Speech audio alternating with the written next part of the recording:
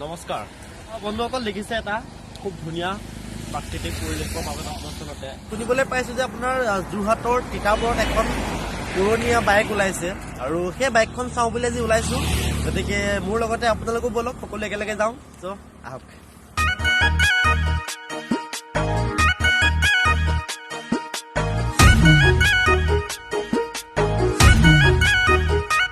আৰু এনেকৈ আৰম্ভ কৰিলোঁ আমাৰ আজিৰ যাত্ৰা। আৰু দেখিছে আচলতে আজি দেওবাৰ, গতিকে একদম ৰাস্তা ঘাট আজি পাতলীয়া হৈ আছে আৰু গাড়ী মটৰ ভিৰ একেবাৰে নাই, আজি যথেষ্ট কম। গতিকে ব'লকচোন বাৰু গৈ থাকোঁ, গৈ গৈ ক'ত পাম আৰু মানে বিচাৰি আছোঁ গাইছ, এতিয়ালৈকে পোৱা নাই। বিচাৰি আচলতে বহুত দূৰ হয়, গতিকে কোনফালে আছিলে কি আছিলে আচলতে বিচাৰি পাবলৈ যথেষ্ট অসুবিধা হৈছে। কোনো এখন গাঁৱৰ মাজত আছে বুলি শুনিছোঁ, গতিকে মানুহক সুধি সুধি যাব লগা হৈছে। গতিকে বাৰু ব'লকচোন বাৰু, পাম যেন লাগিছে আৰু।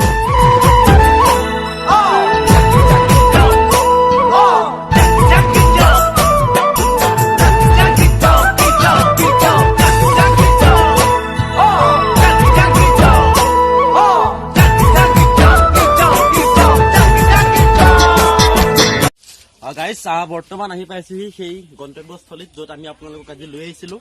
গতিকে আহকচোন আপোনালোককো দেখাওঁ।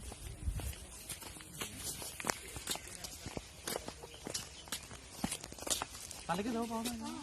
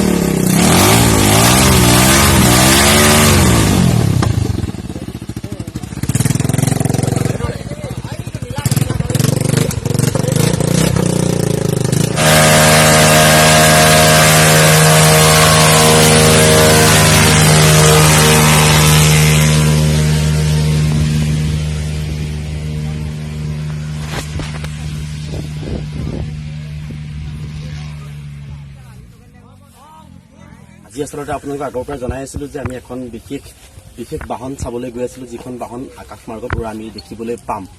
আৰু সেই বিশিষ্ট ব্যক্তিজন এজনে। খুৰা, প্ৰথমে আপোনাৰ নামটো জানিব বিচাৰিম। মোৰ নাম শ্ৰী বুবুল শইকীয়া। বুবুল শইকীয়া, আপোনাৰ এই প্ৰচেষ্টা আচলতে আপুনি কিমান দিনৰ পৰা কৰি আছে? ইয়াক বনোৱা মোৰ প্ৰায় এবছৰেই হ'ল। এবছৰ হৈছে। এতিয়াও মানে উৰাব পৰা হোৱাগে নাই, মানে আমি জাষ্ট প্ৰেক্টিচ কৰি থকা হৈছে। আৰু 15-20 দিন মানৰ পিছতে আমি উৰা দেখিবলৈ পাম এইখনৰ। আমিও আশা কৰো যাতে এইখন অতি সোনকালে আমি উৰা দেখিবলৈ পাওঁ। আৰু এতিয়া খুৰা, আমি বিশেষকৈ জানিব বিচাৰিম যে এইখন আপুনি চিষ্টেমটো কি কেনেকুৱা ধৰণে বনাইছে? এইখন আপোনাৰ কি ধৰণৰ বস্তু ইউজ কৰিছে আপুনি জনাব নেকি অলপ? ইয়াত মই এটা পুৰণা 220 পালচাৰ ইঞ্জিন ব্যৱহাৰ কৰিছো। হয়। আৰু এইখন প্ৰপেলাৰ মই নিজে বনাইছো। হয়। তাৰপাছত বাকী এইবিলাক বস্তু চব নিজে কৰা।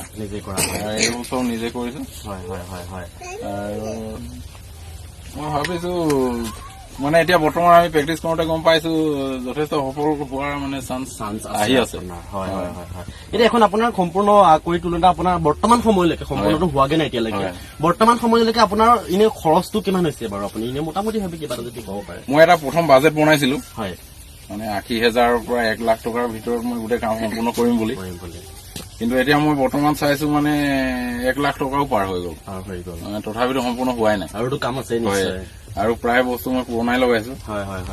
আৰু সেইটো হিচাপত চালে আৰু 20-30 হাজাৰ মান টকা খৰচা কৰি দিলে মানে মোৰ এখন উৰিব পৰা হ'ব। মানে আপোনাৰ কথাটো মানে আপোনাৰ ধৰক 1.5 লাখ মান টকাৰ ভিতৰত সম্পূৰ্ণ হ'বগে মানে। ত' বন্ধুসকল, এখন 1.5 লাখ টকীয়া বাহন বুলি ক'ম, যিখন আকাশমাৰ্গত আমি উৰা দেখিবলৈ পাম অতি শীঘ্ৰে। আপোনাৰ এই জেগাখিনিৰ নামটো কি কৈছিলে? আমাৰ এইটো তিতাবৰে পৰে। তিতাবৰ আমাৰ গাঁওখনৰ নাম চৰাইপানী, 56 নং গ্ৰাম। ঠিক আছে, নিশ্চয় ধন্যবাদ থাকিলে। আশা কৰো অনাগত দিনত যাতে আপোনাৰ আৰু এনেকুৱা ধৰণৰ প্ৰচেষ্টা সফল হোৱা আমি দেখিবলৈ পাওঁ। ধন্যবাদ। আৰু এনেকৈ আমি আজিৰ এই ভিডিঅ'টিৰ সমাপ্তি ঘটাই এই গন্তব্যস্থানৰ পৰা বিদায় মাগিলোঁ। আশা কৰোঁ অতি শীঘ্ৰেই এই বাহনখন আমি আকাশ মাৰ্গত উৰা দেখিবলৈ পাম। ধন্যবাদ। জয় আই অসম।